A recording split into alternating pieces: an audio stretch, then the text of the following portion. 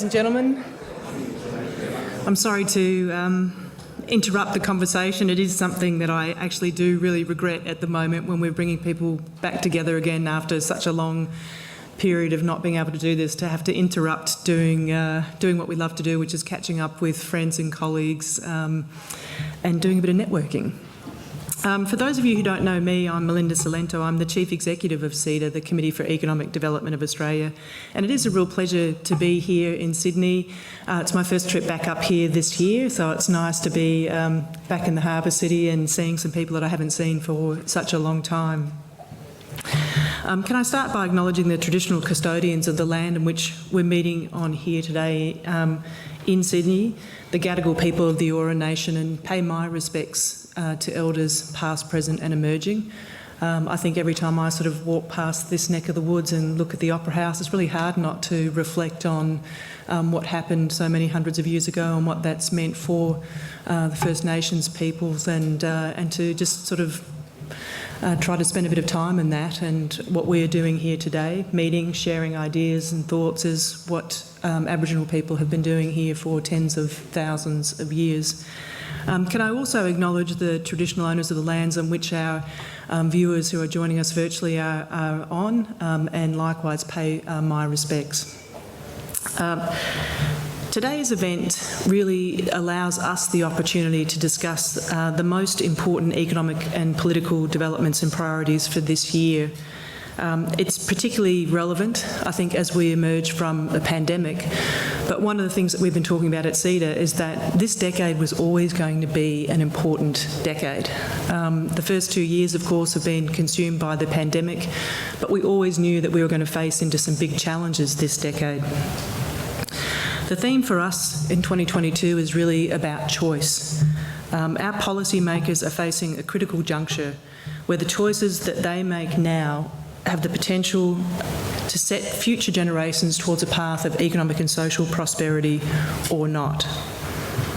The time is now to focus on fiscal policy reform to ensure our position is sustainable for the long term and able to meet the growing demands for high quality, customer-centred care services such as aged care, which has so dominated our conversation this year and last.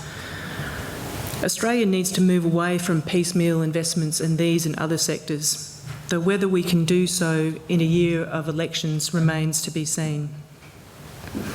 Anyone who's read the papers knows that our skills shortages and our productivity as a nation is also at a pivotal point. We need to ensure that our approach to skills focuses both on our immediate and longer term needs, involving migration, working alongside our training and education programs. When it comes to innovation, we're being left behind by our OECD peers. There's an opportunity to pursue a more ambitious and joined-up strategy to encourage the creation of new businesses and to promote innovation in a world that needs to, innovation, which is a word that needs to feature far more in our national narrative. Our research over the next few weeks and over this year will dive deeply into these themes and identify the challenges and choices confronting Australia.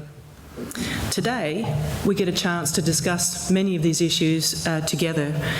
This event focuses on 4 panel discussions exploring the state of the global economy, the outlook for our domestic economy and our regions, what should be on our policy horizons, and very interestingly, of course, in a federal election year, the state of play of politics. We've got a tremendous lineup of speakers and panellists today, and I'm sure you're going to find the conversations engaging and insightful. Can I thank, as always, our sponsors for today's event for their support, not just for this event, but for the work of CEDA more broadly. Torrens University and also the Australian Petroleum Production and Exploration Association. Both of these are actually relatively new members, and it's been really nice to see them jumping straight into their engagement with CEDA and contributing to the work that we do, not just as sponsors, but helping to shape and inform the work that we do. A little bit of admin, as is a bit of our tradition here, just to make sure that everyone's on the right page.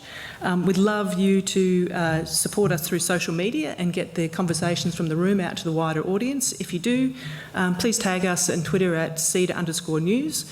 The hashtag we're using today, not surprisingly, is hashtag EPO 2022. We use the Pigeonhole app to allow our virtual viewers, but also those of you in the room, to post questions to the panellists. You can log on by typing ceda.pigeonhole.at in your browser, and the password is also EPO 2022. We try to get through as many questions as possible, but one of the things that's super helpful is if you like someone else's question, rather than writing it again, just vote for it, so we don't end up with pages of questions. And we're going to have some survey questions for you as well to take your temperature on things that are going on. There's a bunch of CEDA people in the room. I'm not going to run through their names. Maybe just get you to wave. Where is everyone? Everyone's at the back. Oh, here we go. They tend to hang out at the back of the room. But we've got a team here from Sydney, but also from elsewhere around the country. So if you've got any questions about what we're up to or today's events, please seek them out. Our Chief Economist, Jared Ball, is here also. He's going to be up on stage. But if you've got any questions about what we're doing research-wise, he or I can help you out with that. Of course, we're also launching our EPO report, the Economic and Political Outlook report. You should all have received a link to that, but you can also access the report using the QR code for those in the room on the tables. Now, that's enough for me for now. It is my great pleasure to invite to the stage Kerry London, who is the Pro-Vice-Chancellor Research from Torrens University, who's going to introduce our participants for the morning session. Thanks, Kerry.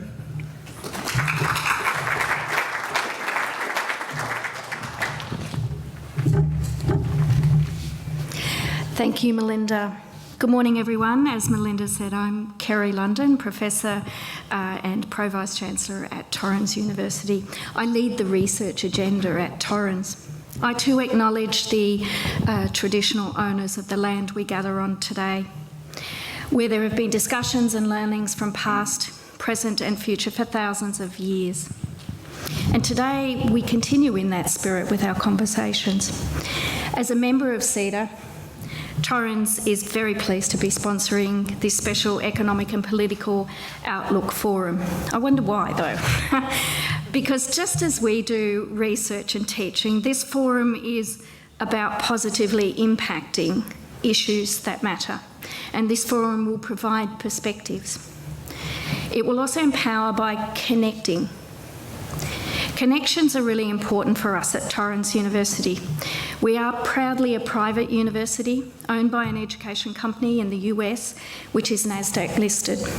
We are also proudly an Australian governed university. I know the panel will delve into Australia's economic and geopolitical connections on the world stage today.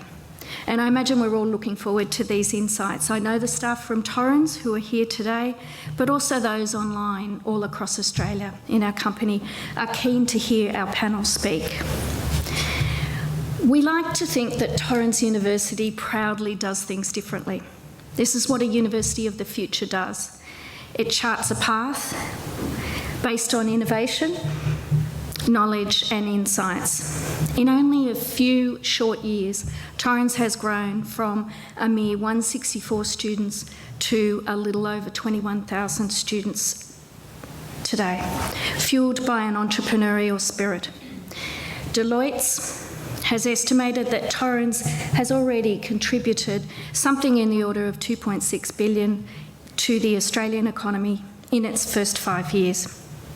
We are a certified B Corporation, and as a certified B Corp, and as a proud partner of industry in everything we do, Torrens is also firm in the belief that we must deliver research that matters and connect the world for good.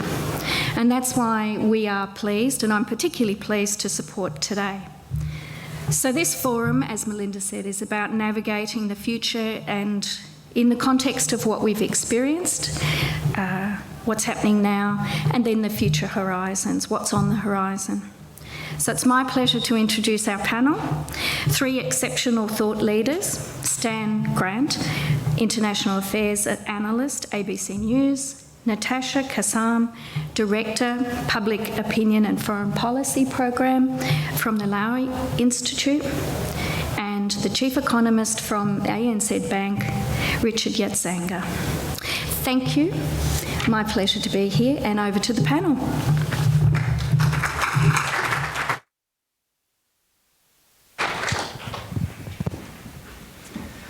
Well, thanks, Kerry. I'll just let the panel get settled. I'm going to tell you that Natasha had a slightly traumatising event, a train on the way here, so we're just going to let her get settled while make sure you direct some questions to the rest of the panel first.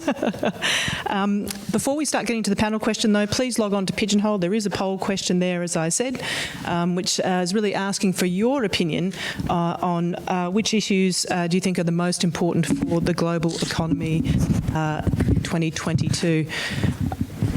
If there's only four responses, we're not covering everything, are we? What a busy and challenging environment there is before us this year. Richard, I'm going to start with you, if I can, and I'm going to sort of paraphrase a question I got in the media this morning, which is around the outlook for supply chains, trade, commodities super cycle, and are we in for the next decade of rising commodity prices and inflation more broadly?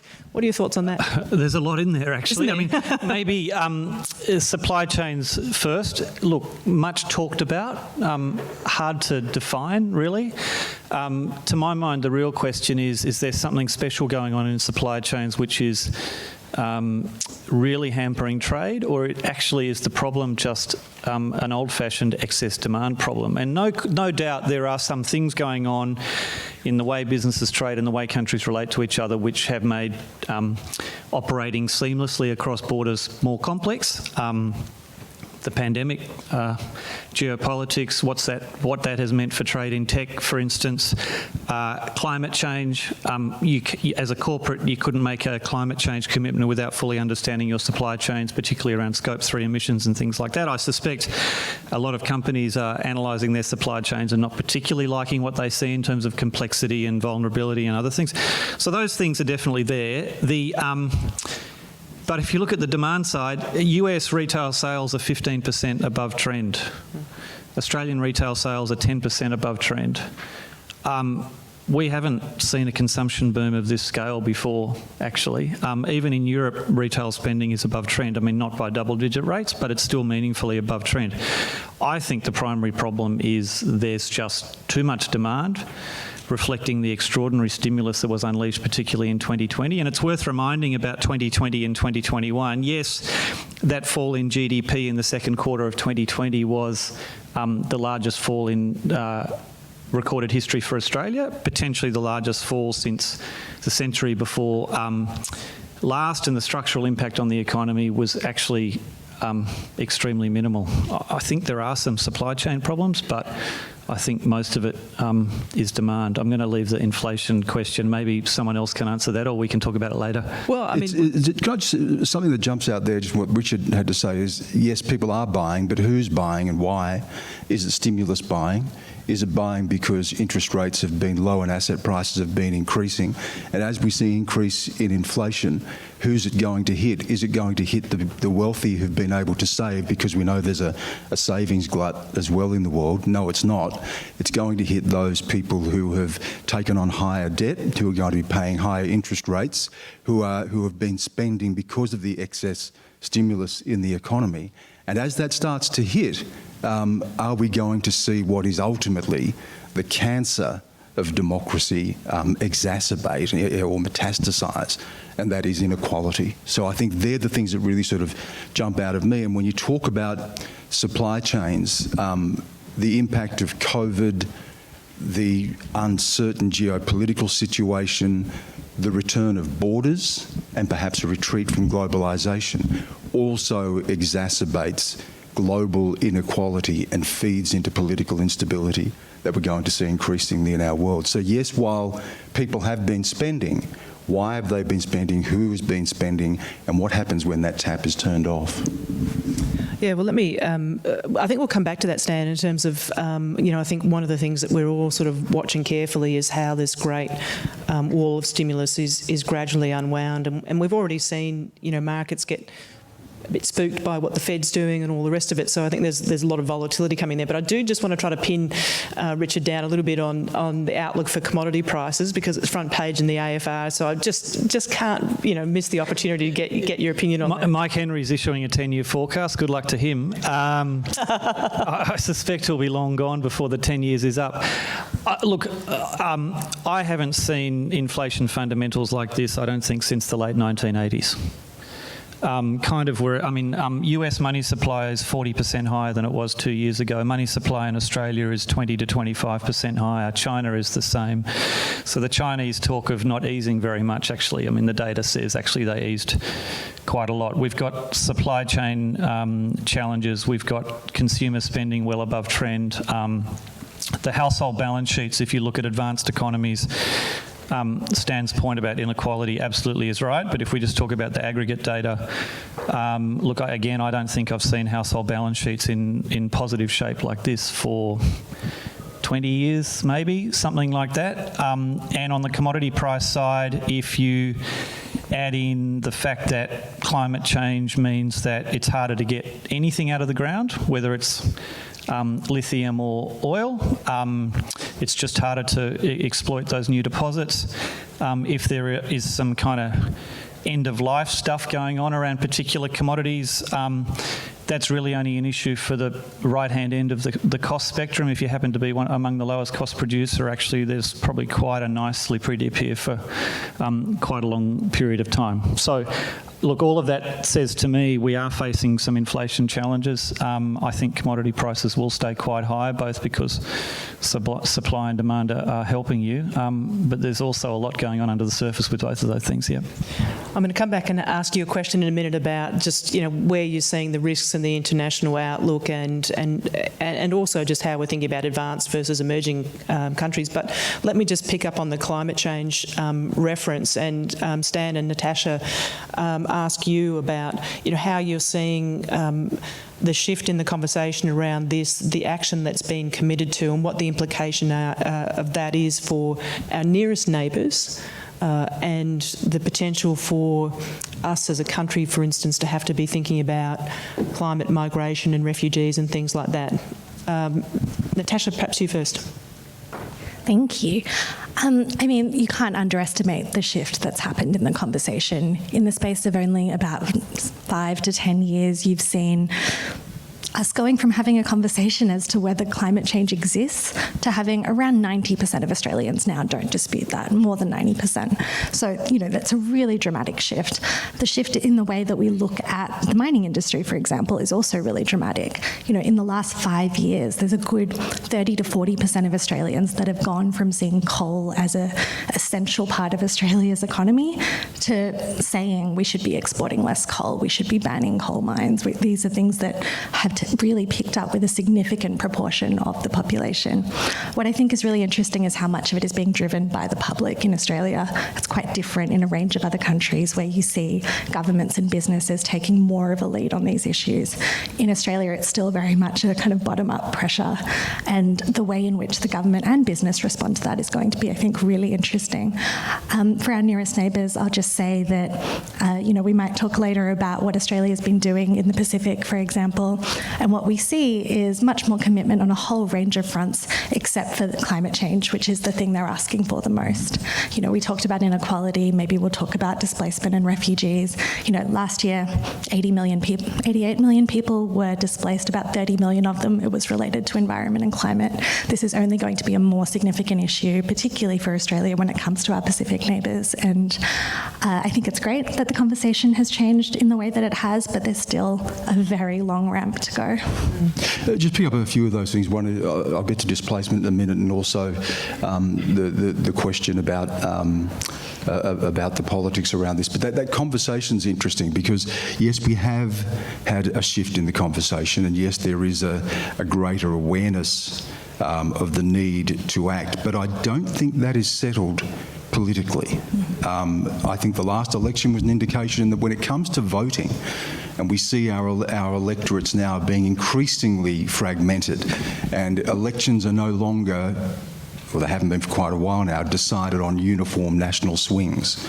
Sometimes you can get a higher proportion of vote and still not form government because of where the seats are. And we saw that at the last election, particularly in Queensland. So when it comes down to the trade-off, yes, the recognition that something needs to be done, but the trade-off between that and jobs is still not settled. And I think that's why you saw the sort of pincer movement from the government at COP26, that Scott Morrison got an agreement on net zero by 2050 that he could take to Glasgow and placate. And a lot of that was related to the AUKUS agreement too, because part of that is an expectation that he would have to placate the likes of the US and the UK in these sorts of formal commitments. But then Barnaby Joyce playing the retail politics back here about where jobs will be lost. The Hunter Valley is going to be particularly difficult for Labor precisely because of that trade-off between jobs and climate. So I don't think the politics is settled around that. To go to Richard's point about commodity prices as well, plays into this. Yes, it'll be an end-of-life riches for some, but it could be still a quite long end of life. We're talking 2050. China's talking 2060, India's talking 2070, and if we do see increase in these commodity prices, does that play to the likes of Saudi Arabia, Russia, and what impact does that have geopolitically as well? So I think that's going to be an ongoing factor. And then the displacement, and you know, and you note the displacement of people. You see the impact in places like the Pacific, where it's not 2050, it's now. It's right now that they're dealing with the reality of this. But I'm reminded of that, you know, that quote of Thucydides from the Peloponnesian War, that the strong do what they will and the weak suffer what they must. And that's been a lot of the attitude that we still see when it comes to dealing with the impact of this. It's one of those things we'll wake up and realise, as we did with the influx of refugees after the instability from the Iraq war and then the Syrian crisis, and we saw the political impact of that in Europe. We wake up to these things when you see images of a boy's body washed ashore, as we saw in Italy. And then we think, oh my God, how did this happen? Because there is a case of sort of business as usual. We need to protect jobs, commodity prices are higher, how much more can we wind this out? And then the suffering of people continues until we wake up one day and realise that we're in a crisis, or there is a geopolitical impact of this that directly affects us. So I think there is still so many questions to be asked around climate, politically, economically, and what impact that has on the lives of ordinary people. I think one of the problems with the kind of jobs versus climate action, that dichotomy that is presented in Australia, it is, to me, a failure of imagination and a failure of narrative. We don't talk enough about the cost of inaction, and we don't hear much about that from the people who would advocate. And that's election cycles too, isn't it? Absolutely. And then you also, some of these decisions are going to be made for Australia, right? 70% of our coal and gas go to countries, like Stan says, that have set net zero targets for the next 50 years. There are the EU, Japan, other countries talking about putting carbon tariffs on Australia. So if we don't price it, someone else will. You know, all of this is coming, and if we don't adjust now, and if we don't think about jobs that might be lost because of someone else's policies rather than our own, you know, I do think that's a real failure on the part of our political class. At the risk of dragging this out, maybe just one comment from me. I mean, we've had you know, this blowback against free trade the last few years, and part of that has been because for the winners we said you're succeeding on merit, and for the losers we said you just need to adjust. Well, what the evidence says is that if you were negatively impacted by free trade, effectively your community never recovered. Lifetime losses of income, higher unemployment, higher single parenthood, loss of life from drug and alcohol abuse. So when I see communities raise their hands around climate change and say this is going to be, you know, mitigation is going to be really bad for us, I think we need to listen to that really, really carefully. I don't know if Travers is in the room. The CPD did some great work on the distributional impacts of climate change mitigation in Australia and what it would mean for the employment market, and the top line impacts were not particularly economically significant over a few decades, but 7 local government areas have more than 20% of their workforce affected by climate change. We should be listening to them and focusing quite hard on how we make that adjustment as smooth as possible for them. Or you get Trump populism. I mean, that's what you see, don't you? If your words, Stan. Well, you know, there was this extraordinary book that was written.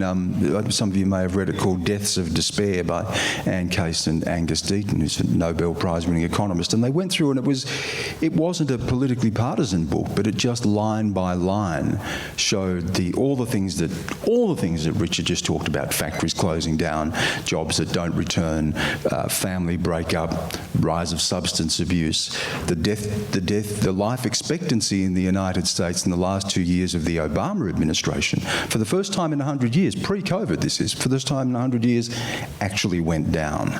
So, yeah, Richard's right. All of these things need to be considered in a response, because it does open the door to the sort of political extremism that we've seen around the world, and the loss of faith in institutions that we're now seeing in Australia as well, that feeds into that political extremism. Natasha, maybe if I come back to you around, I mean, one of the issues that I think we grapple with a little bit, you know, we've got pressing fiscal circumstances here. We know that there are going to be long-term impacts in our region from climate change and the like. We've always seen, I think, pressure on aid budgets, and they've sort of ebbed and flowed a little bit. What should Australia be doing on that front, from your perspective, in terms of aid and its involvement in the region, and how much more proactive ought we to be? Look, this is a really hard one to answer, because, you know, Australia's aid budgets have been shrinking, but they are still large, right? And actually they've gone up in the last 2 years, but the coalition doesn't want to talk about that. And the reason for that is it's not popular, right? About 40% of Australians like foreign aid, 60% think that we spend far too much, and that is replicated in most advanced economies. Foreign aid is very unpopular. Now, what I think we should be doing and could be doing more of is addressing global inequality, and the first point for that is vaccines. I think that's the really essential thing that, you know, people keep saying loudly and loudly, that if we don't get more vaccines to the parts of the world where they don't have access, including, you know, we keep saying, the Australian government keeps saying that we're focused on our region. That's not going to help us if variants develop elsewhere, right? A global effort to provide vaccines. Now, Australia is doing a bit on this, but we're doing a lot of it bilaterally. We're not actually delivering through COVAX, through the global program. So I think that is a really important point. It's actually popular. You know, I mentioned people don't like foreign aid. They do like sending vaccines to the developing world. About 80% of Australians say that's a good thing, and we should be doing more of that. So that's, I think, a really important first step. Public health, institutions. And the last thing I would just say, that I think Australia's kind of development assistance and contribution to the world is our institutions and the resilience of our institutions. I hear everything that Stan and Richard are saying about all of the potential risks in the future and some of that populism and instability we've seen in other countries. To date, Australia has been remarkably resilient to those trends, remarkably. We're still overwhelmingly pro-globalisation, pro-free trade, pro-engaging with the world. And so part of that, I think, is about the strength of our institutions. There's going to be 10 significant elections in our region this year. We should be working with those countries. Our AEC is one of the best things we've got going. So I think that's another area that the whole world needs more of, and Australia's got a lot to offer. Yeah, thanks. And I think it's a point well made. I mean, Australia's always had this really strong role in the multilateral organisations. We've seen such a great push to regional and bilateral, but if there's an opportunity to sort of be back in there in the multilateral space, that's where the real gains can be had. I think we've answered the question that Ian asked in the poll around should Australia be playing a greater role in the Asia-Pacific region, and particularly in both vaccination diplomacy and more broadly. I think Natasha's just answered that with a big affirmative. We're talking a little bit about the geopolitics of this, Richard, but let me kind of swing back to you. I mean, obviously, the relationship with China has just been, you know, a dominant conversation over the past 12 months, a big shift. as someone who's sort of trying to sort of look across and get a view of what this means for the international economy, how are you thinking about that, and how do you try to look at that in the context of the views that you're forming for the next 12 to 2 years around the sort of global outlook? I suppose the way I try and think about it is there are things that move quickly and things that move slowly, and let's spend most of our time trying to get the things that move quickly right, but not lose sight of the things that move slowly, because, you know, the old Hemingway quote, they can move slowly and then they can move quickly. Climate change is an example of something that I think moves slowly, and through this pandemic has moved quickly. You know, geopolitics, I guess in my brain, the Brexit vote in 2016 was the light bulb that said, you know, holy smokers, there's something going on here which is quite different. So we're already 6 years, I think, into this new geopolitical age, and for the most part it's moved pretty slowly. Even when the US and China were at their kind of most disagreeable, it didn't mean a lot for a broad range of sectors right then. I think it's more, so it's, for me, it's more about the background, it's about how companies think about their exposure, it's about contingency planning, and in fact Australia's experience with trade is if global demand hasn't changed, the destination of your exports might change, and there may be some margin differences or margin penalties that go with that. But actually you can still be a reasonably successful exporting nation, even if you're having some complicated relationships. Yeah, I think that's been the interesting thing to sort of look at in the trade data over the last year, is just how well Australian producers have done actually in terms of shifting to different locations for their exports, really, which has been a success story in some respects. We talked about China. Stan, you want to say anything about China? I know you've got. Yeah, I will. And I just pick up a couple of threads here. One about multilateralism, and I hear you about Australia being a champion of multilateralism. The problem is that multilateralism isn't a champion of itself anymore. You know, World Economic Forum recently put out a report looking at the existential threats that the world faces. The clear and present threat is vaccines. The 10-year threat they saw was climate and climate related.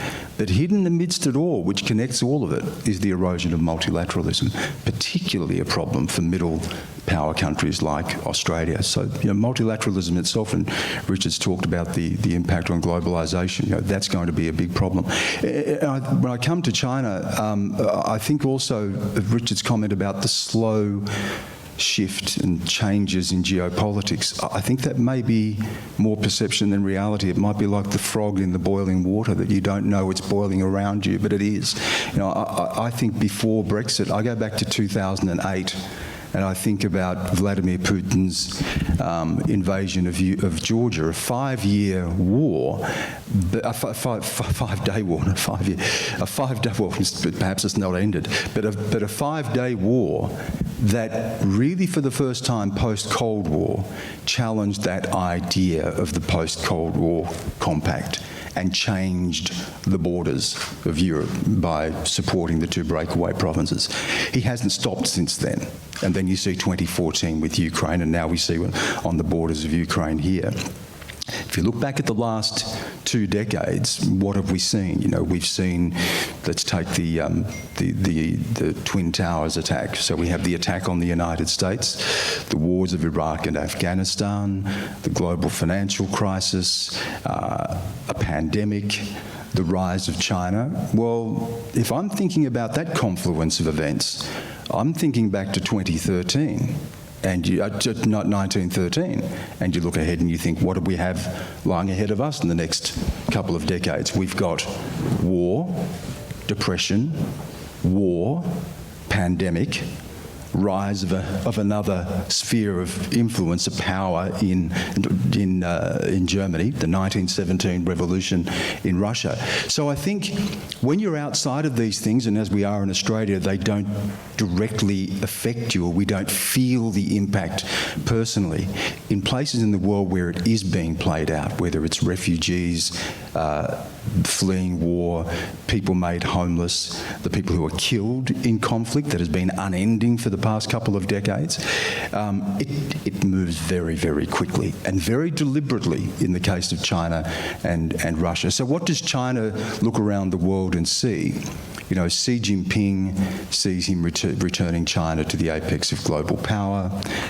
His China dream, using things like Belt and Road to build the transactional relationships that he wants to be able to solidify China's power, demanding of greater recognition of China's power in the world, saying, why should we abide by a post-World War II compact that you talk about as a global rules-based order when in fact the rules are made by and the institutions are dominated by the West. We're on track to become the biggest economy in the world, we're the biggest engine of economic growth in the world. Why is the World Bank and the IMF run by Europe and the United States? So, you know, the calculation on someone like Xi Jinping is, well, we're a great power, and we're going to demand the exceptionalism that great powers demand. Russia says we're a great power, and we're going to demand the exceptionalism that the great powers demand. China looks around at the world now and identifies what it thinks, and Xi Jinping has said as much, that the West is weakening, the US is waning, and the East is rising. And they are showing now a willingness and a capacity, and increasing the capacity, to be able to act on that perception. So these things are happening, and they're happening very quickly in the places where they're happening.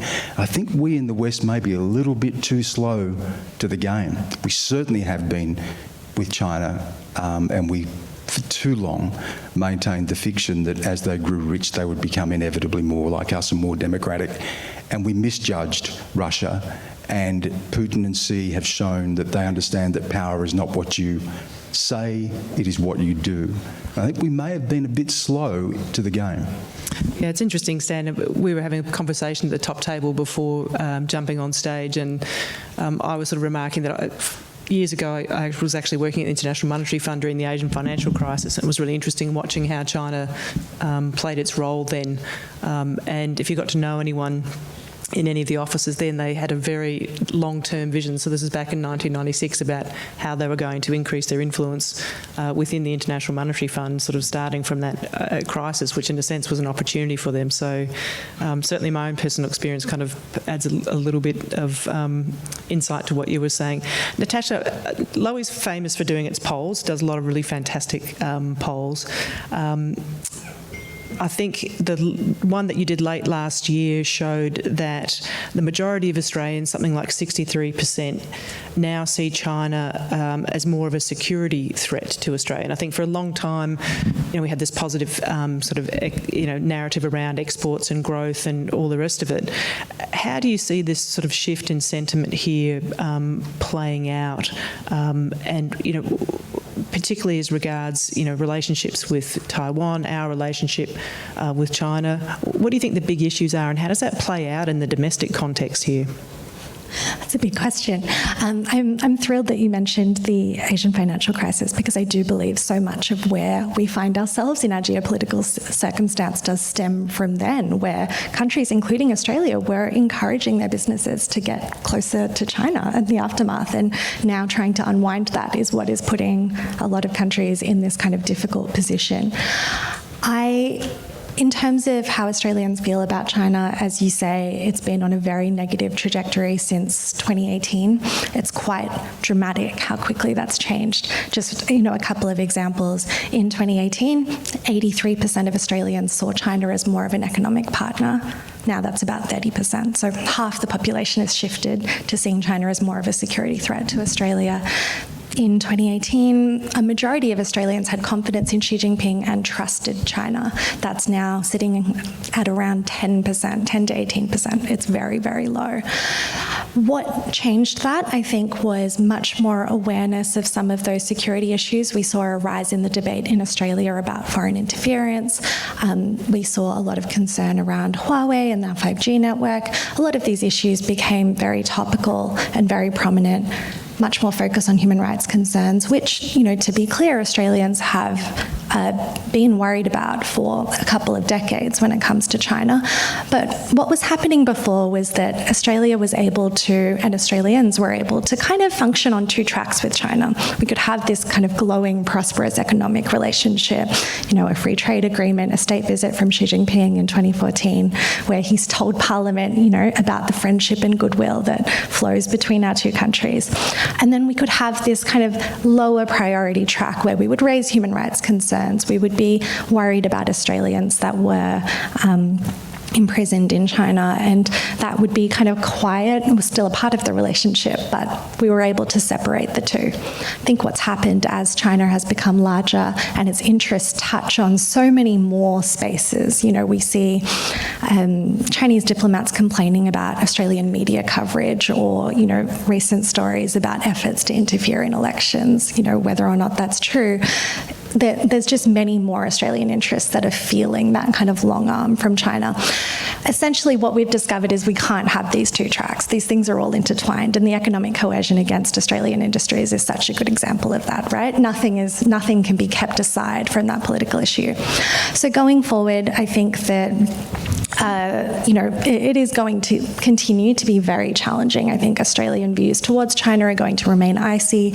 We can see efforts to make China an election issue, which is, let's say, less than ideal.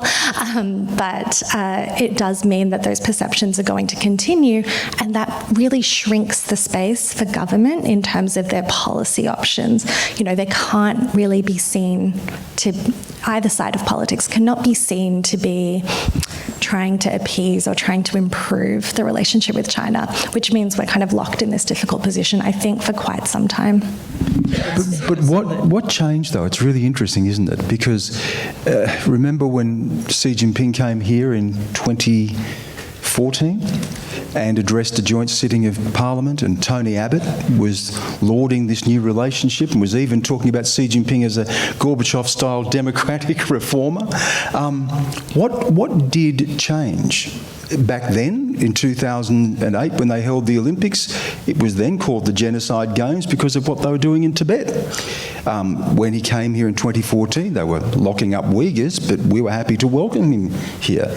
What changed? I think it's less us and less what China thinks of us, and much more of how we are caught in the great power rivalry of China and the United States. Because in 2017, the US makes a shift. It sees China not as a cooperative partner, but as a strategic competitor, and says very specifically that the two greatest geopolitical threats to the US are China and Russia. After that, very quickly, Donald Trump lurches into a trade war.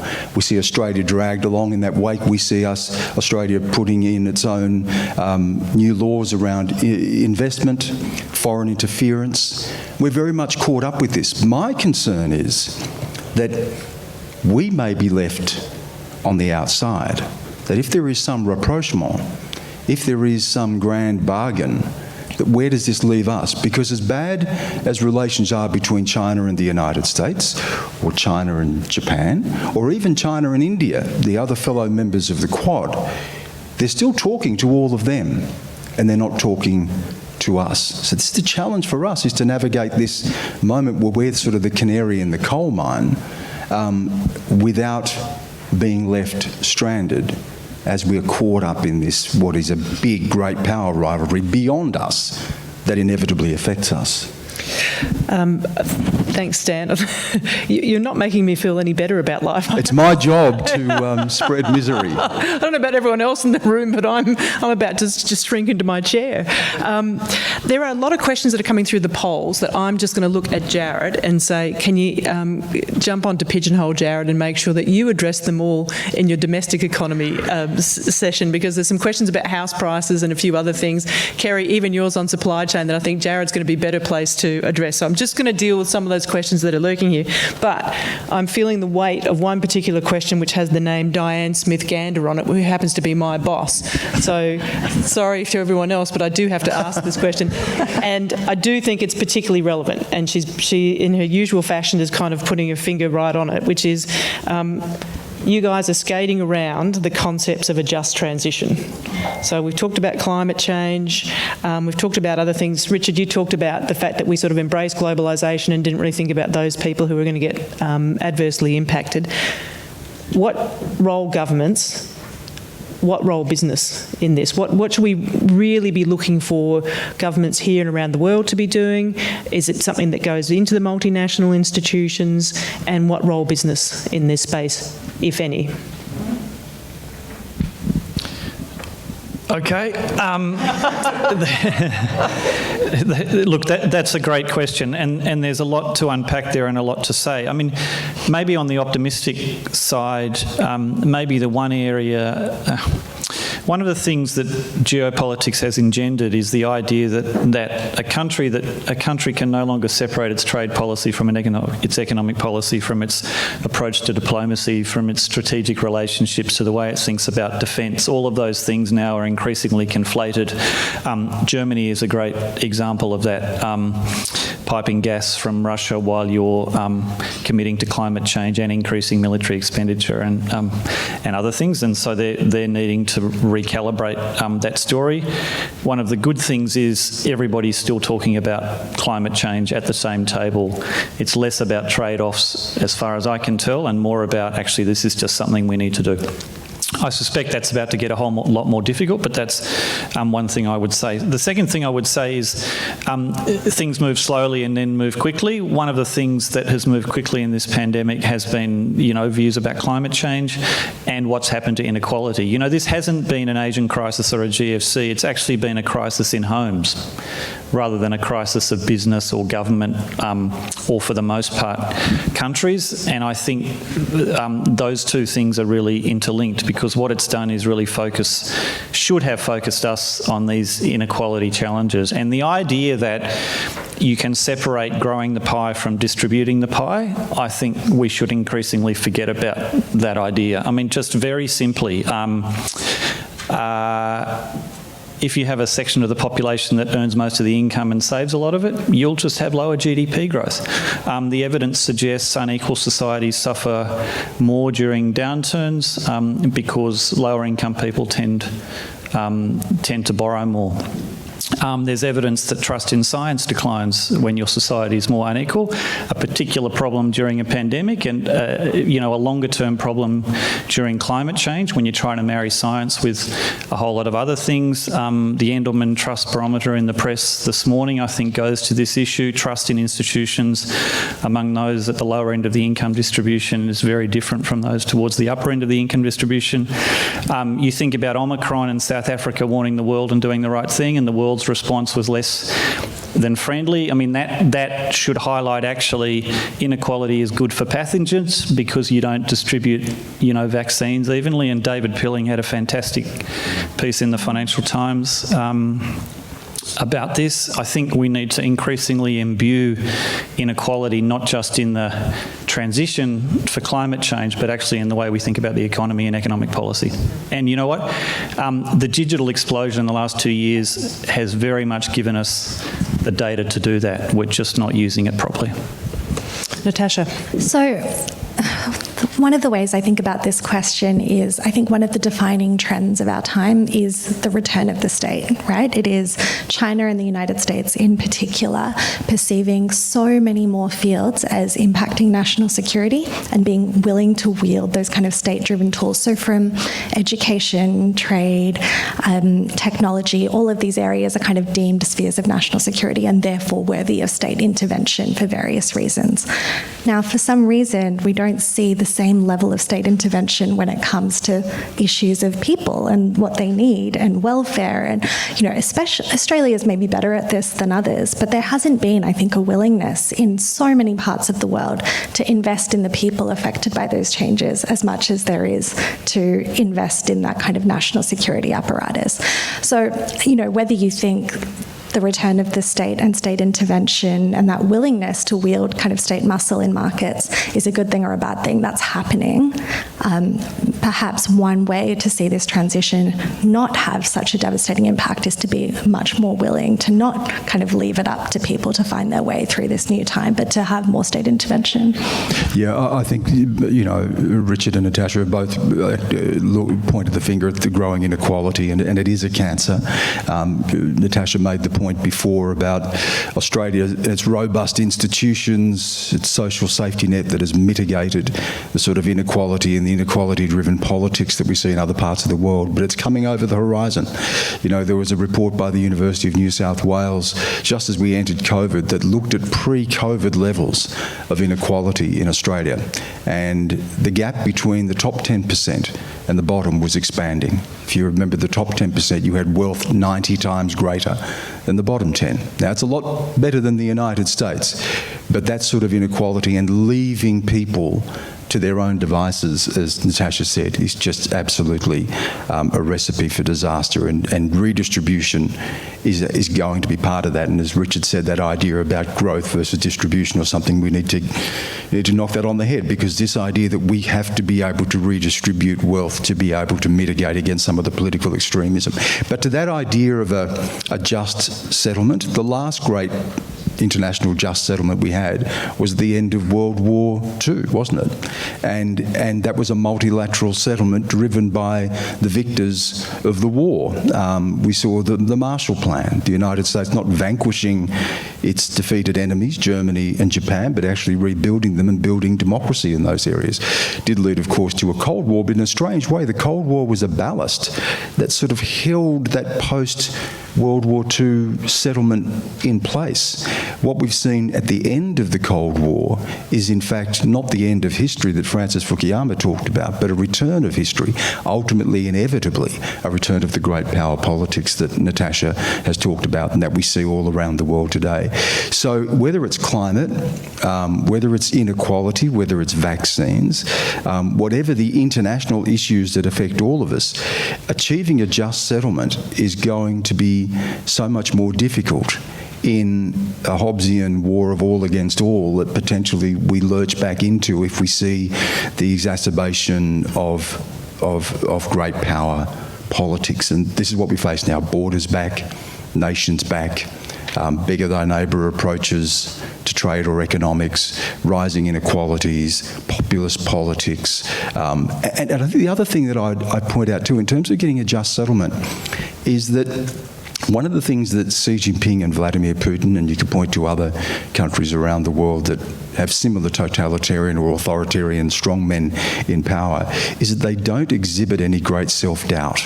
Xi Jinping does not doubt what China's destiny is or what China's identity is. Vladimir Putin does not doubt what he sees as a Russian identity. And they look at the West and they see us as being increasingly lacerated with self-doubt.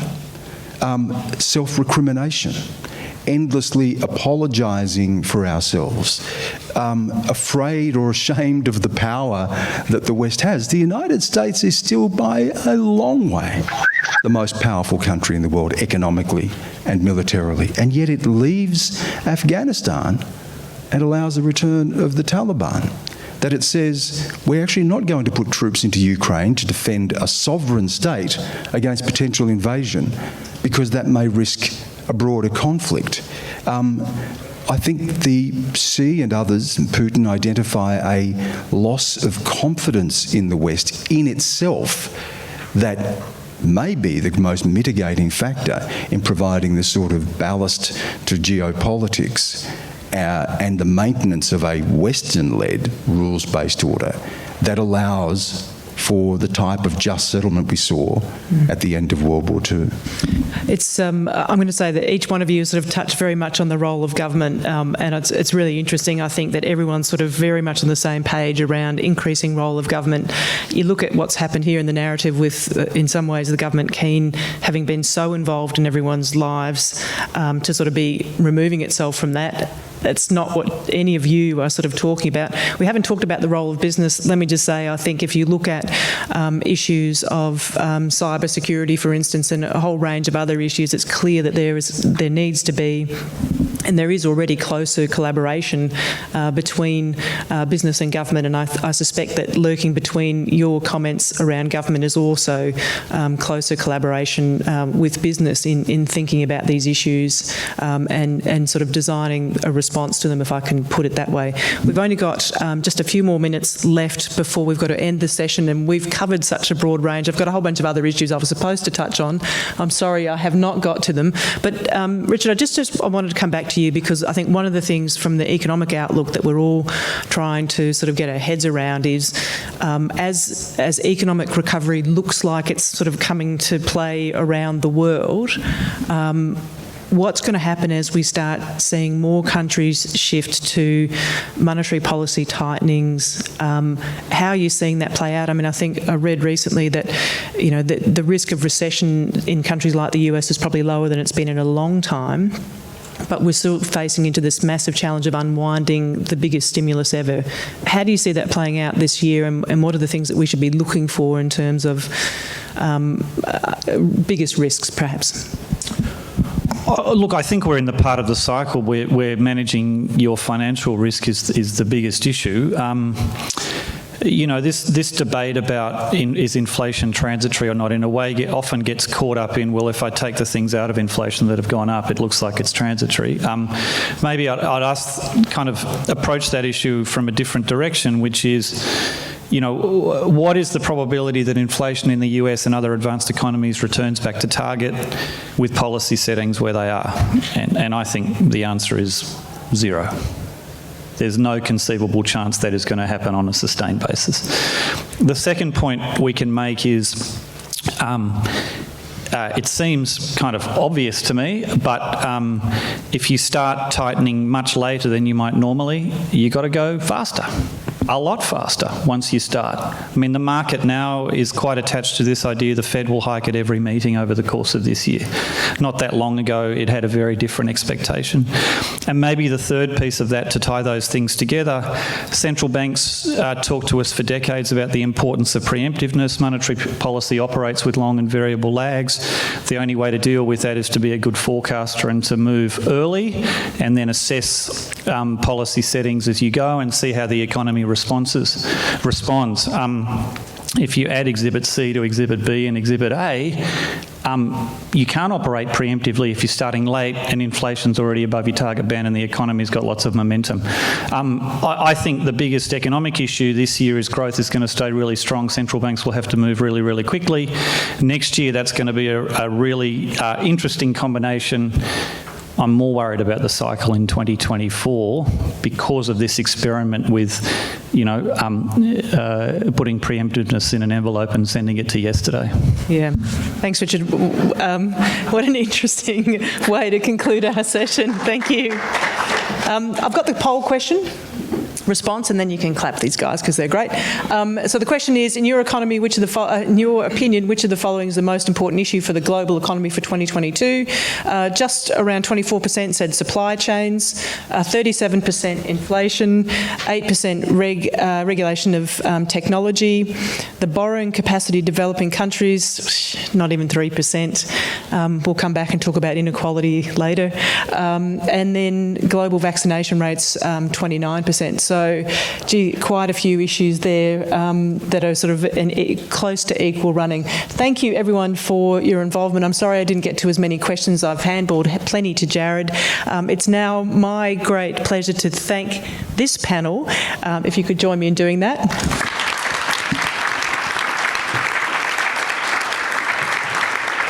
And to ask Andrew McConville from the CEO of APIA to come to the stage and get us going for the next session. Thanks, everyone.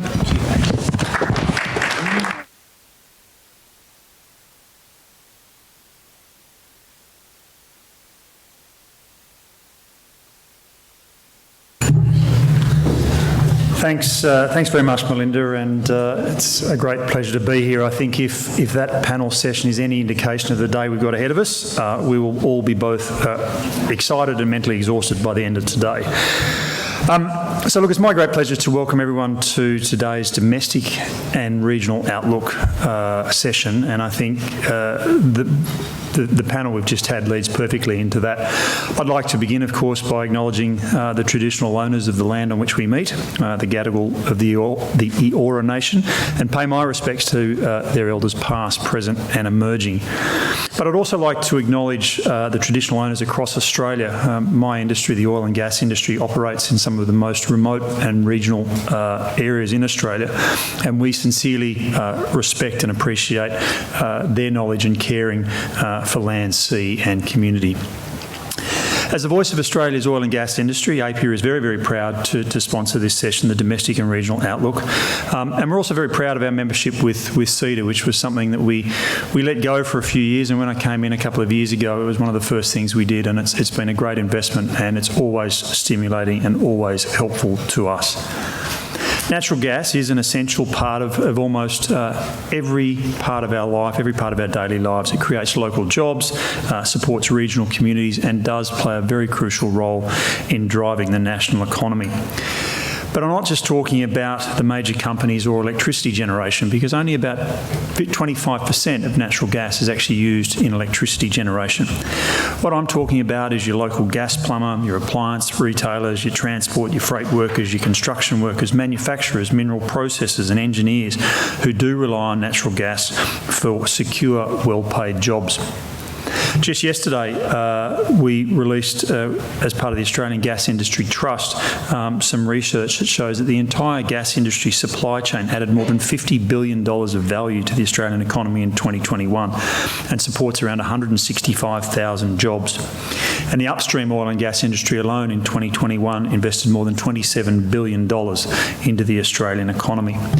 But of course, to continue driving investment, powering the economy and creating local jobs, we also need to focus on the needs of our community and our stakeholders, just as we heard here this morning.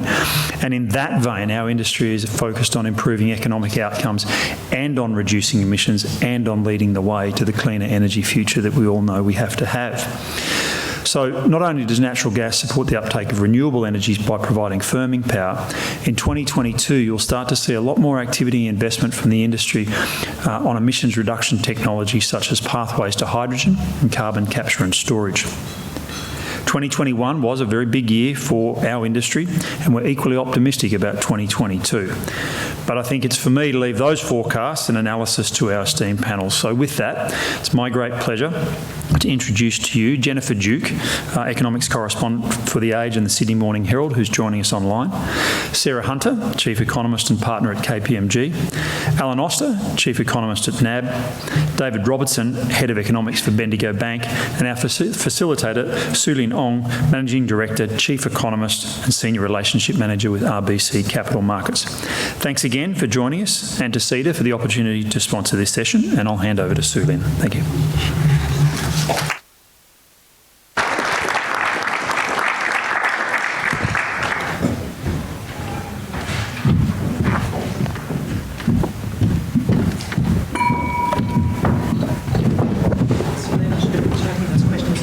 Those questions are mine. I'll sit here. Sorry, just give me a sec. I'll be more social.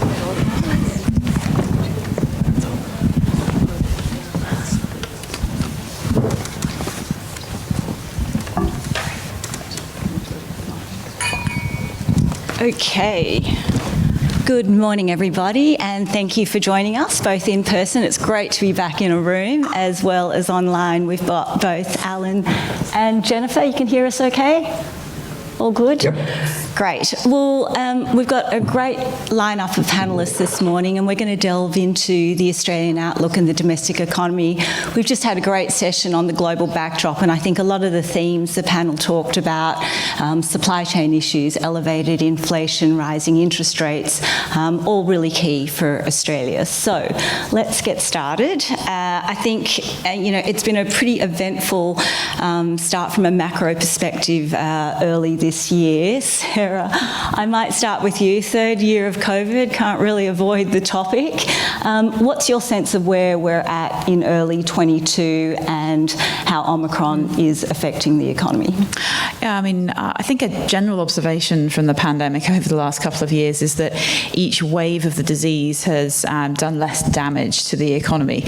We have learned to live with it, even if it hasn't felt like that all the time. And that's certainly what the data is suggesting about Omicron. And it is interesting, of course, that every wave that the global economy goes through, certainly here in Australia, it's generally a bigger wave in terms of cases and disease burden, but actually less of a shock to the economy. So if we look at the data, the start of this year did look pretty weak, a bit of a short, sharp shock to the economy, as much from labour supply disruption, people having to isolate, as it was to weaker demand. But the latest data actually looks pretty healthy. Spending has rebounded, and businesses now are not reporting anything like the disruption in terms of people in isolation and that constraining their activity. So I expect that we will get that strong bounce back coming through, and that's consistent with what we've seen overseas as well, in the US, the UK and Europe. It was a sharp shock at the start of the year, but now it looks as though activity is normalising pretty quickly. So it's fairly temporary, this disruption, both activity, labour market and the rest. Jennifer, I might pass to you. Do you share that view? Do you think it is fairly temporary? We just shift a bit of activity out of the current quarter into the next one and the outlook's all pretty good? Yeah, look, I would largely agree with Sarah on that. I mean, when I was working over the New Year's Christmas period, there was a lot of questions from the editors about, are we in a shadow lockdown? Is this sort of the disruption that's going to end the recovery? And there were some genuine fears, I think, for the first maybe couple of weeks of the year that was what was happening. But it quickly became apparent that actually people have gotten a lot more comfortable with outbreaks, particularly now the vaccination rates are high. And the numbers that we're seeing now are so good that we can't really say that we're in sort of anything other than a recovery phase. The 4.2% unemployment rate, I guess we'll see where that goes tomorrow. But it does look as though it's just a little bump in the road. People are sort of learning to live with COVID a little bit more. And I think while we are reasonably optimistic in terms of that broader growth outlook, temporary impact from this latest wave of COVID, we do know that specific industries have been much more disrupted and have borne, I think, a much greater brunt of the burden. Alan, I might turn to you on this one and the business survey that NAB does. Can you give us a sense of what's happening in maybe some of these industries that have been a bit more effective and that sort of sectorial breakdown? Yeah, well, when we look at our business survey, what we see is personal recreational services, so think hospitality and services in the consumer space. Unfortunately, that's still a third of the economy and it's not good. We've also got stress in areas such as transport. So yes, things have got better in the sense that we're going back, if you like. Not as many people are going back into the CBDs and that sort of stuff. And so there are pockets there. The sectors that are doing very well, obviously mining, the commodity prices are doing really well. Also, we're seeing basically we're seeing what we call business property sort of services. They're very strong. So you see the house prices really strong. And I'll just agree both with Jennifer and Sarah that what we're seeing in our internal data, rather than our business survey, is a pretty strong recovery.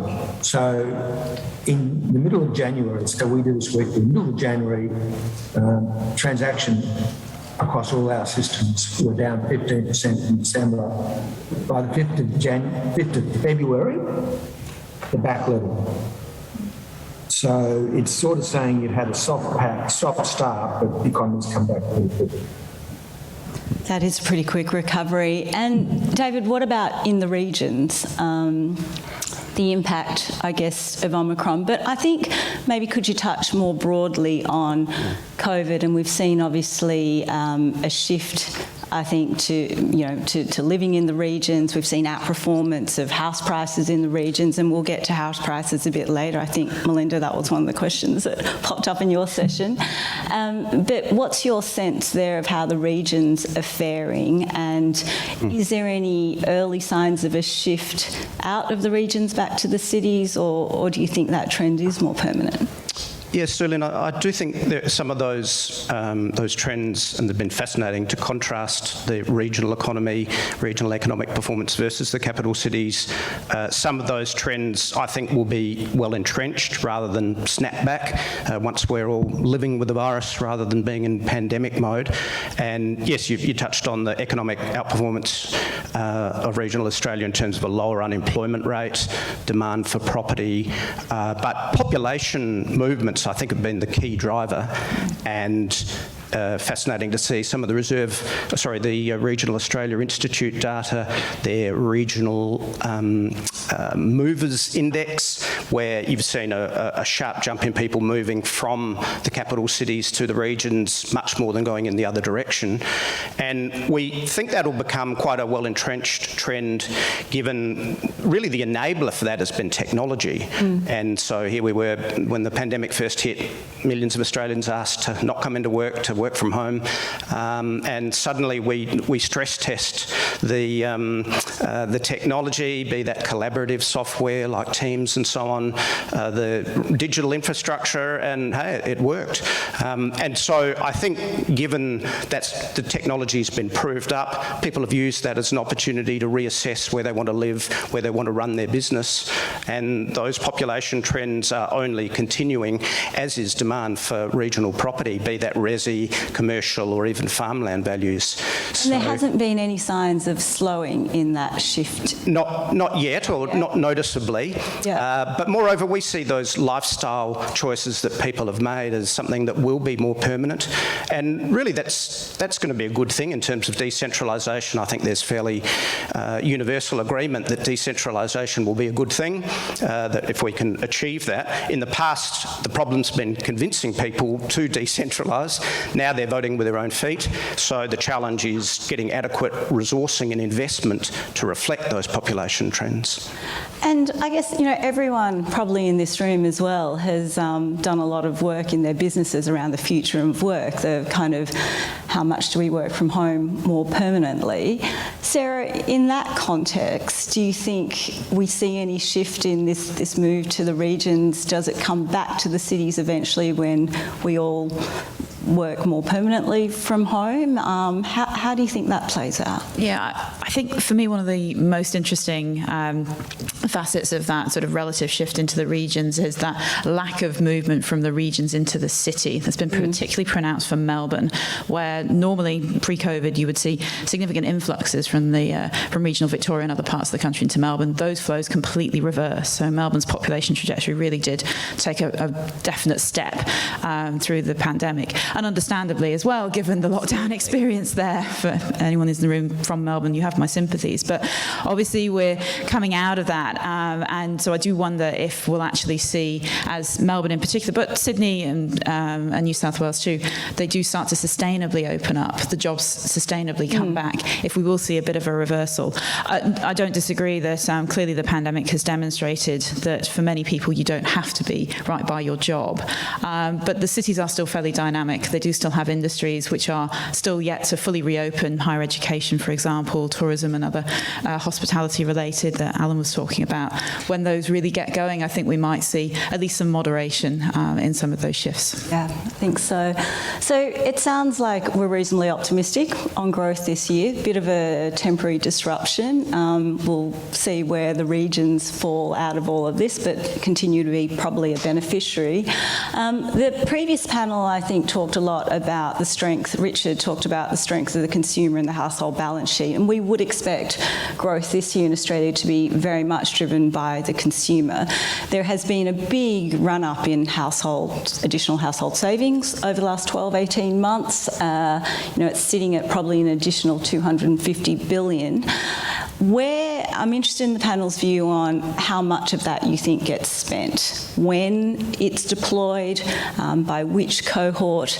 The Bank of Canada and Bank of England have done a little bit of work and talk about 20% potentially of this being deployed.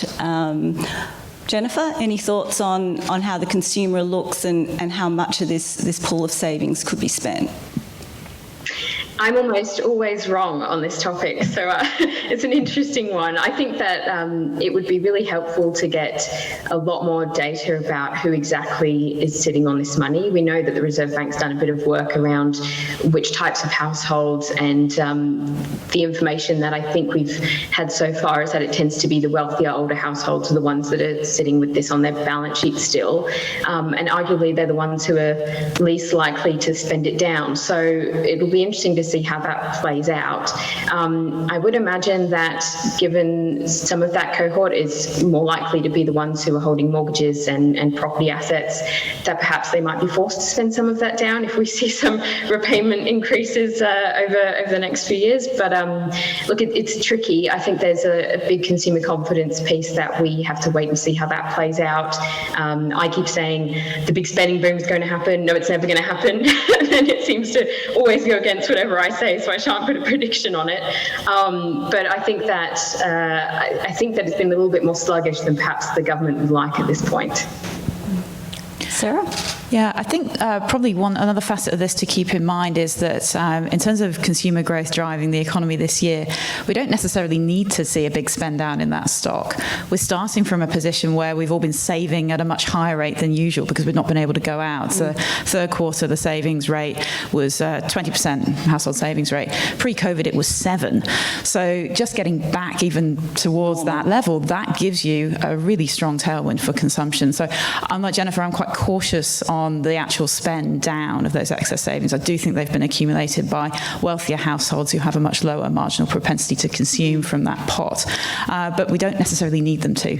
If we can just be all comfortable that getting out and about and spending in the way we were, even approximately pre-COVID, that will actually give quite a lot of demand coming through the economy, particularly if we concentrate that spending at home. So if we're going on holiday, if we're doing that in Queensland rather than Bali, then that's a significant tailwind for activity. But Jennifer makes a good point that, it is potentially a bit of a buffer when rates rise, and we'll get to the rate discussion in a minute, but that is potentially, quite important for the economy. Maybe not as much right now, but over, the course of the next couple of years. Just as a security blanket, as a household, if you've accumulated that and you've got it sitting in your offset account, you're perhaps less concerned about not just interest rates going up, but some of the cost of living increases as well around petrol prices and things like that, which of course we'll get to later as well. Absolutely. And I guess the other important component of demand and growth, Alan, I might turn to you here on the business investment side. There were some encouraging signs late last year. We started to see business investment pick up. The forward indicators were encouraging. What's your sense of where that's heading over the next couple of years? Really key for the productivity, I think, discussion, which I'm sure we'll get to in the next couple of panel sessions. But what's your sense there? How important is it? And especially, I guess, in that context as we move to a cleaner energy transition. My context would be sitting in a big business bank. It's about, our pipeline is about as strong as we've ever seen. And so we're seeing very strong intentions for people to invest, not just top end, but particularly SMEs. One interesting one that people probably haven't seen much of is that we obviously look at business credit very, very carefully. In the year to September, it was up around about 4%. In the last 3 months, if I annualise the last 3 months, it's running at 13.5%. And so our internal view would be that business credit will probably be up 9% this year, whereas before we were expecting it to be up 5%, let's put it that way.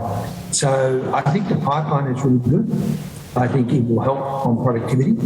And I think business investment has always been, or has been the last 20 years, the missing ingredient. And as I look at it, I think it's fairly encouraging. Sure, it's going to be slower a little bit into March, but as people increasingly say, well, I need to get my output up, and I'm worried that if I basically can't get labour, then I'm going to switch from labour to capital, if I can put it that way.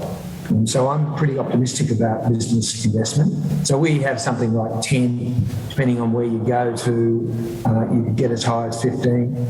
And when we look at our business surveys about capital expenditure expectations for the next 12 months, It's not quite as strong as 94, but it's stronger than any other period. And so I think that's very encouraging.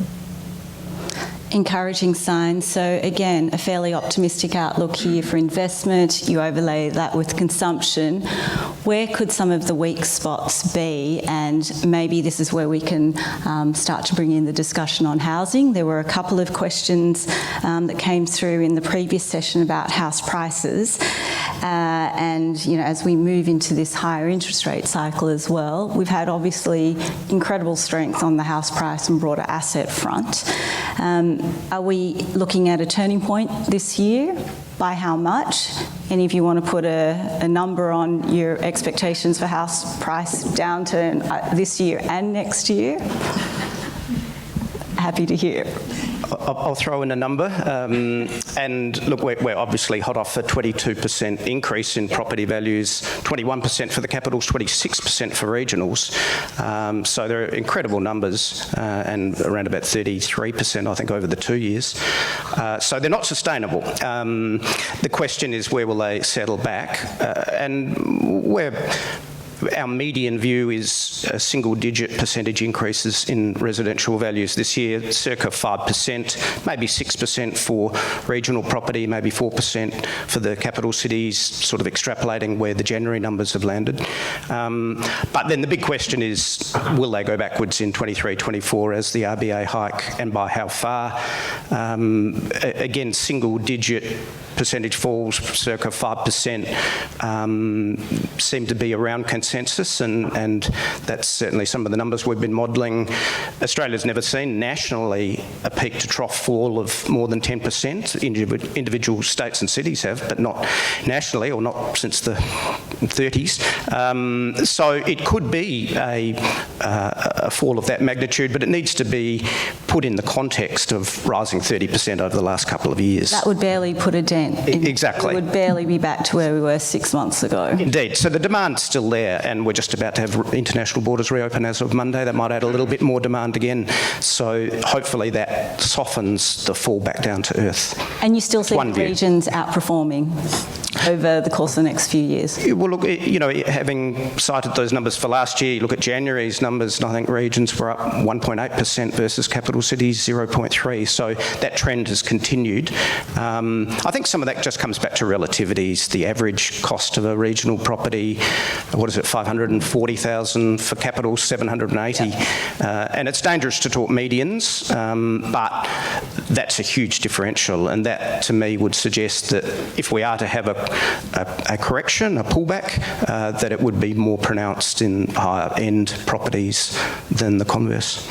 Alan, I think you recently released some updated house price forecasts, maybe a larger downturn than David's suggesting on the cards? Yeah, but I think the main message is the same that David gave, that, you know, if you go up 25% and then you go down 10, you're still ahead. So what we're actually seeing is continuing growth in house prices, but not as fast. We think by the back end of this year, it'll probably be flat. So we have a small overall increase in house prices this year, and we're -9, I think was our number, but let's call it -10. Slightly bigger falls in Sydney, Melbourne. A lot of that is to do with expectations about rates. So the market's very excited about rates going up soon, where towards the back end of this year. But when they go, I think they'll go fairly aggressively. So we'll have them up 75 points by February, and then we basically just add each time. So by the middle of 23, we're up at around 1%, and by the end of 24, we're up like 2.5% in terms of where we think the cash rate will be. And that has implications.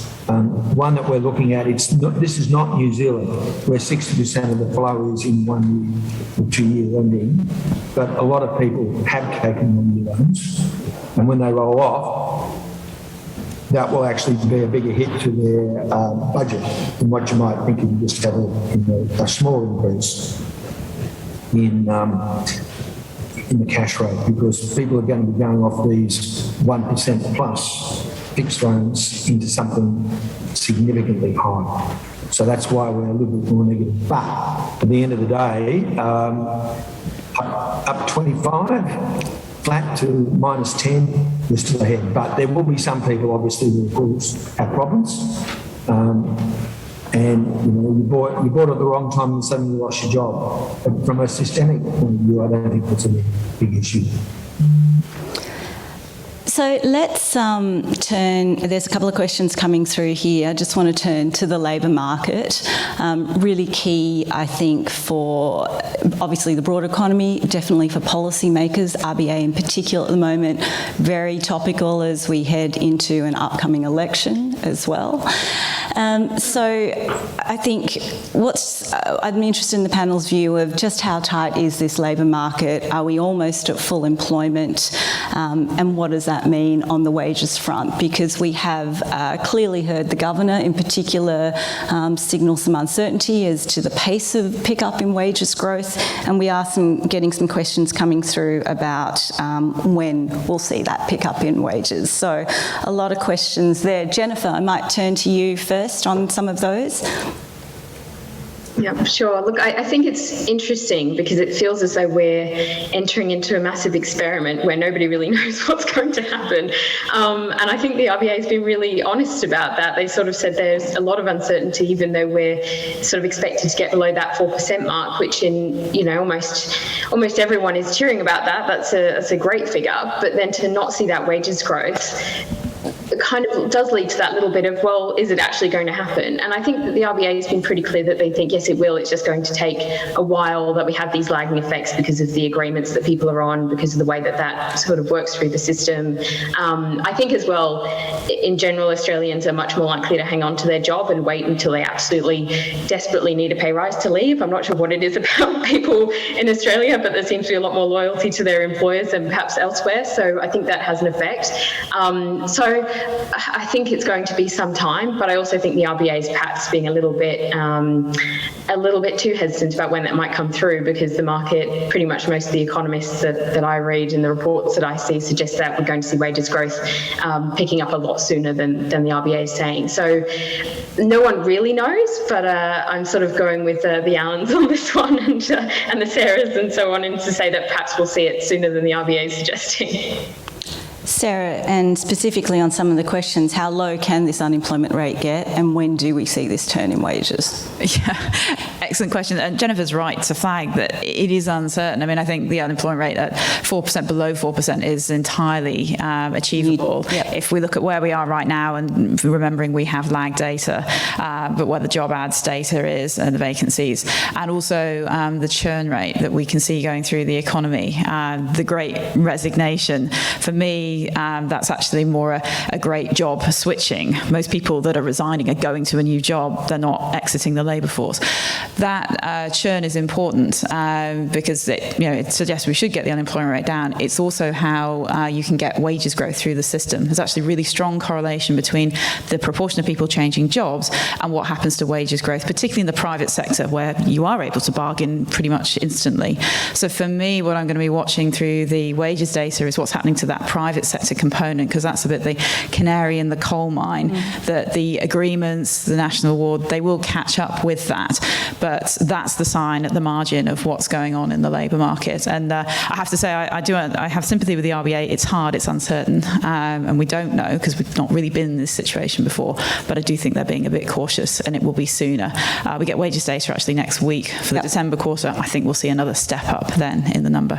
So it's interesting you talk about the job switching, because the RBA have only very recently also started to talk about broader measures of the strength of the labour market and wages, but beyond just the official wage price index, which, as Sarah said, we get next week. They've talked about monitoring job switching, promotions, bonuses, what they hear from their business liaison. Alan, on that front, what's your sense of where this wages story goes and how quickly? Because the bank's forecasts look quite low. They don't think the wage price index gets to 3% till the middle of next year. Yeah, well, we would think that you'd probably get wages in an underlying sense to around 3 by the end of this year. Yeah. I think everyone needs to basically admit that we don't really know. In some of our surveys, we're seeing business saying it's harder than any time in the last 30 years to get labour. The problem is they can't get the labour they offer the current wage. And I think what's interesting when you talk to the Reserve Bank is that they break up the wages data into three sub-components now. They look at the private sector, which is, that's going. Then they look at the public sector, which is slower. And then they look at awards, which is a huge chunk. And that's not growing that quickly. So I have sympathy with the idea that wages will pick up, and certainly I'd be at 3 before the end of this year. It's tough. And the other thing, I'm sure we'll talk about unemployment. I can see unemployment at 4 soon, basically. And by the end of the year, I can see it at 3 3/4. The one thing that people need to remember, no one knows exactly what level of unemployment you need to get wage pressures, or as economists call it, remedial. But I think it's clearly got a 3 in front of it. So if I can get to wages of 4, if I can get to unemployment of 4, that doesn't necessarily generate a lot of wage pressures other than maybe the private sector. So, we're all looking as best we can. And we look at our own data, because one of the big things now in the big bank is you can actually, and this might be a bit scary, if you're an app customer, I can see your wages going. And therefore I can sort of make a guess as to what you're going to see. And we're expecting the wage price index to go up quite at 0.7, 0.8 next week for the December quarter. Our internal data says less than that. I'm sort of not believing my internal data at this stage, but I'll know in a week's time. But I do have sympathy that it's very important. I think productivity might be a bit hard to get. 12 months, hopefully business investment helps. But let's admit we really don't know. And until the Reserve Bank finds out, they're going to sit on their hands. So that's why I don't believe people who say, we're going to go in June or May or August. I think it's going to take a bit longer. So the RBA does appear to be waiting for this evidence of a pickup in wages, but we already have inflation. Big step up, core inflation running 2.6, probably heading higher, headline already above 3. The panel discussion prior to this one, talked about some of the supply chain disruptions versus maybe more the demand-driven wages side of things. Where do we sit here in Australia, Sarah, in terms of that inflation outlook? Certainly it generally fits the global pattern, although clearly at a much lower absolute rate. US inflation now headline is up at 7. That's twice what we have here.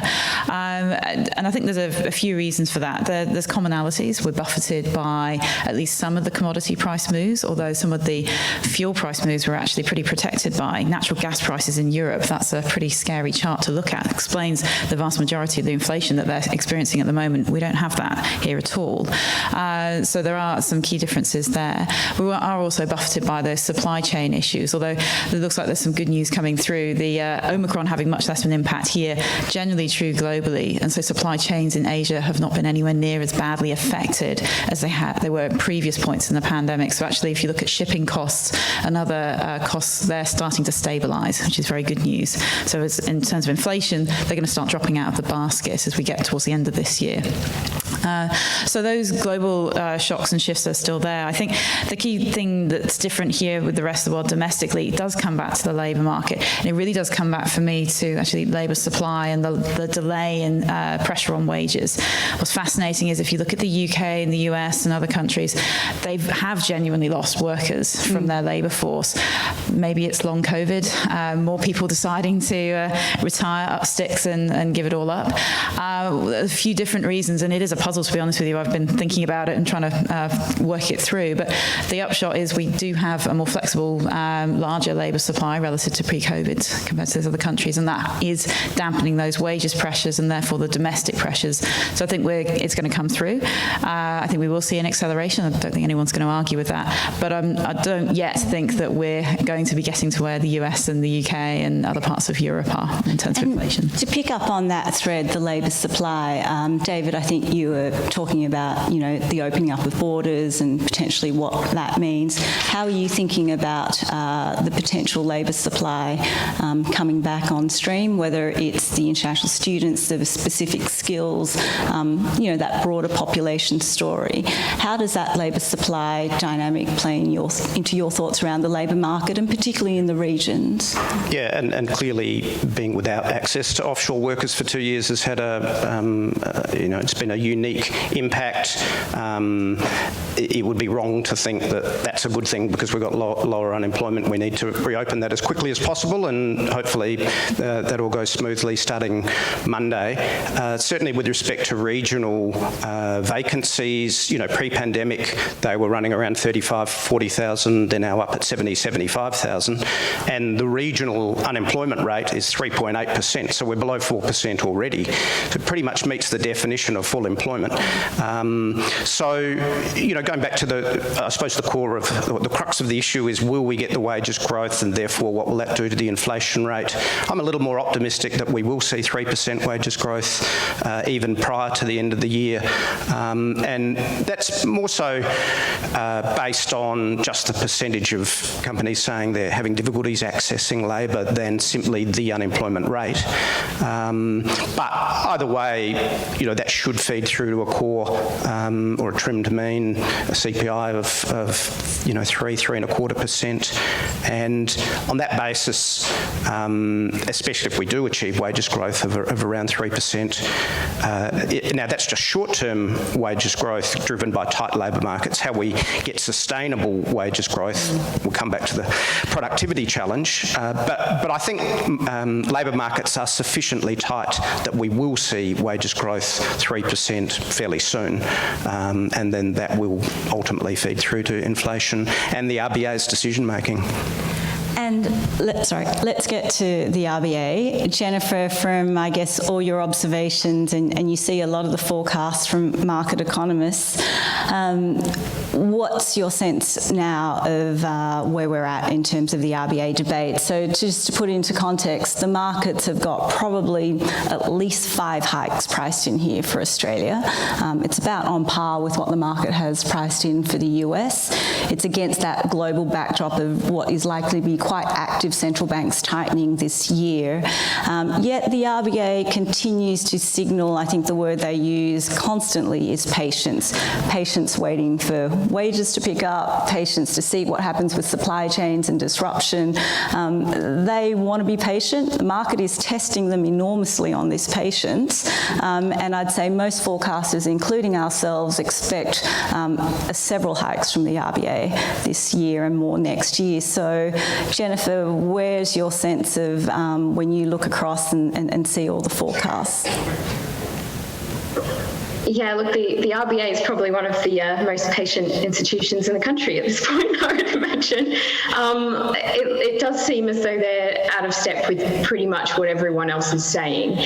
I do have sympathy with Dr. Lowe insofar as he is really saying we want to see these data points before we move. And I think that is actually a nice thing that he's sort of nailing his colours to the mast and saying this is actually what we want to see. If it happens sooner, then we will do something, but we're waiting on these particular lines in the sand.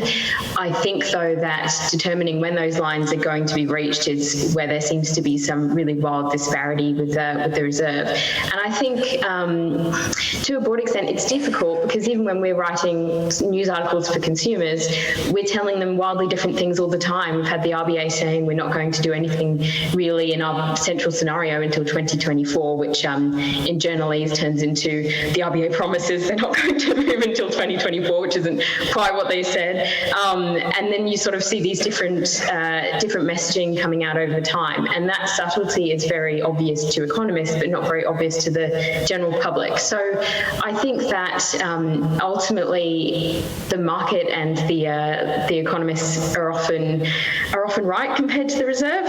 I remember Shane Oliver predicting a rate drop, about 10 years ago when there was no sign of anything happening, when the Reserve Bank was saying that they weren't going to, and he forecast that first, then everyone else started changing that, and then the RBA changed its own mind. And I think we might see the same thing happen again this year, to be honest. Well, we would actually call that a market that bullies the RBA into action, and there does feel to be a little bit of a sense of that at the moment. One of the questions, or a couple of questions coming through around the RBA already being behind the curve, and I think the session before, Richard Yatsenga talked about, this risk of if you wait too long, you actually have to do a lot more. Alan, is that a risk for the RBA? Look, it's a risk. I think there's also a risk, as Phil Lowe was saying, if they go too early, they might cause problems. And let's put a little bit in context as well, and I'm pretty sure they've said this publicly, that they've undershot their target for 7.5 years. They're not 3 times above the target, which is where essentially the Fed is, and New Zealand is, and the UK is. They're currently around the middle of the target. Now, we think by a couple of quarters down the track, they'll be 3.4. They think 3.2. So we're a little bit more pessimistic because we're a little bit more optimistic about unemployment and wages. But you've got to sort of think that they're going to let the economy run a bit hotter for a while and see what happens. And until you get that data, is it temporary or is it not temporary in terms of the supply side of things? They're going to sit and watch. So, I give you a 25% chance that they'll go in August. I'll give you a 50% chance, which is where we are in November. But I'd also give you a 25% chance they're not going until next year. It really depends on where the data comes out, and that's really what we're saying. So, I'm a little bit more in the camp of the RBA than the markets is. I would be very, very surprised if the RBA would be 5. Let's put it that way. Once they go, I can see them doing a lot fairly quickly, but they will have to be convinced that they clearly are overshooting. So what level of core inflation would cause me grief in terms of bringing forward our view? Something close to 4%, or core inflation, I think, would be getting unacceptable. But 3 to 3.5, no, I think they'll need more. Just to pick up on that policy mistake issue and what might mean they go wrong, and as I've said before, that's so uncertain. I wish I had the crystal ball. I don't. But one thing that I'm particularly interested in, I know it might be next on the list for questions, is productivity and how important that is in all of this. And we kind of don't talk about it, especially at the moment, but we really probably should.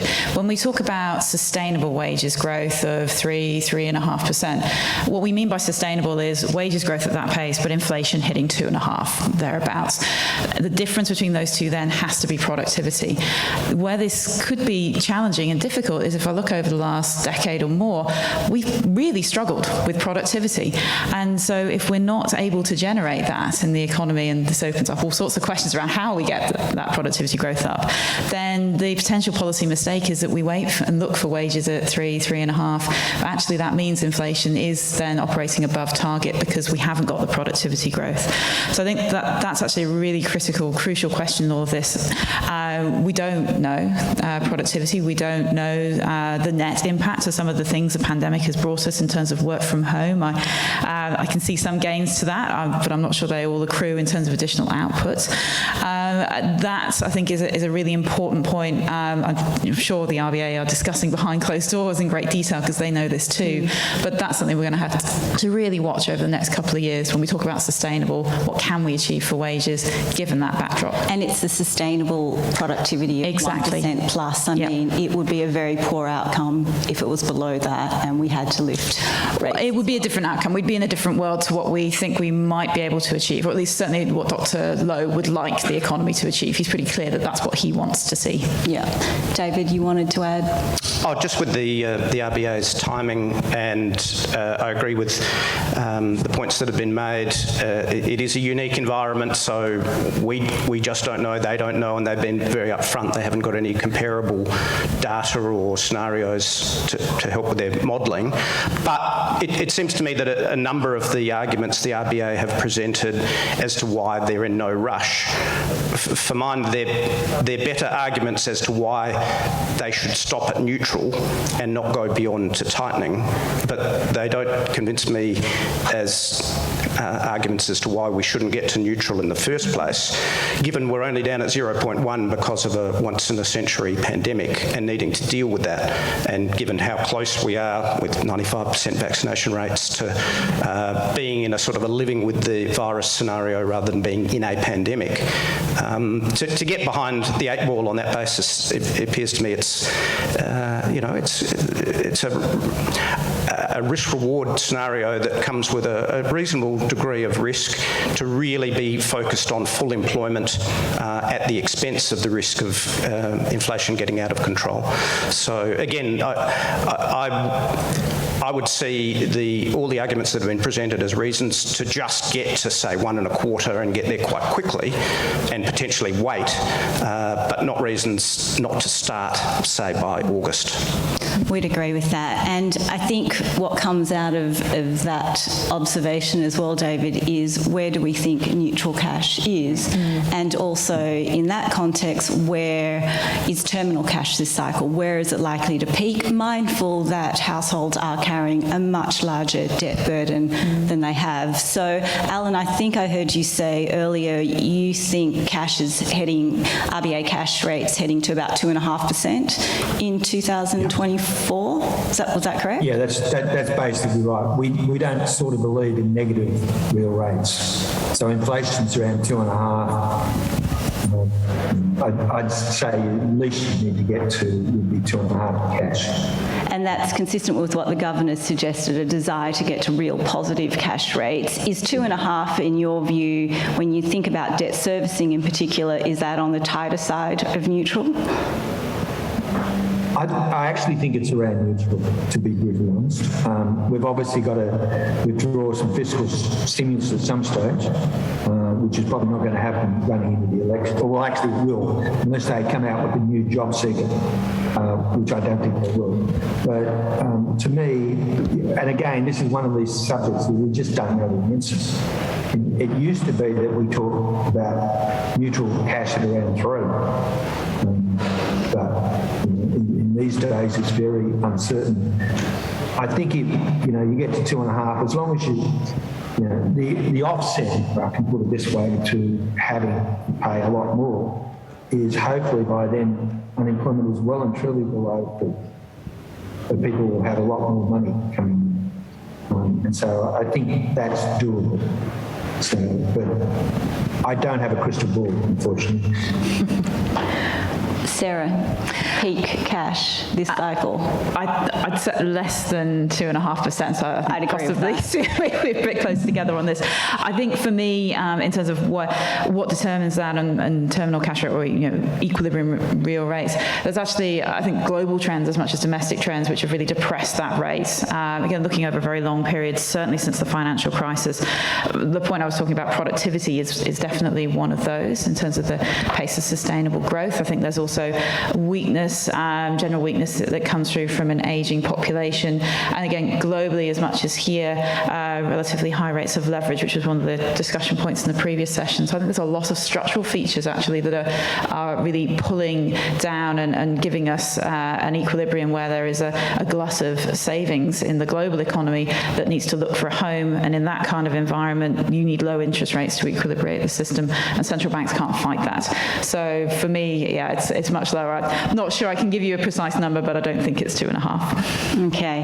I'm mindful of time. I want to, and I think the next couple of sessions, I don't want to steal their limelight, but in terms of the politics, election coming up, the intersection between the economics and the politics, just interested in some observations there. Jennifer, I might throw to you.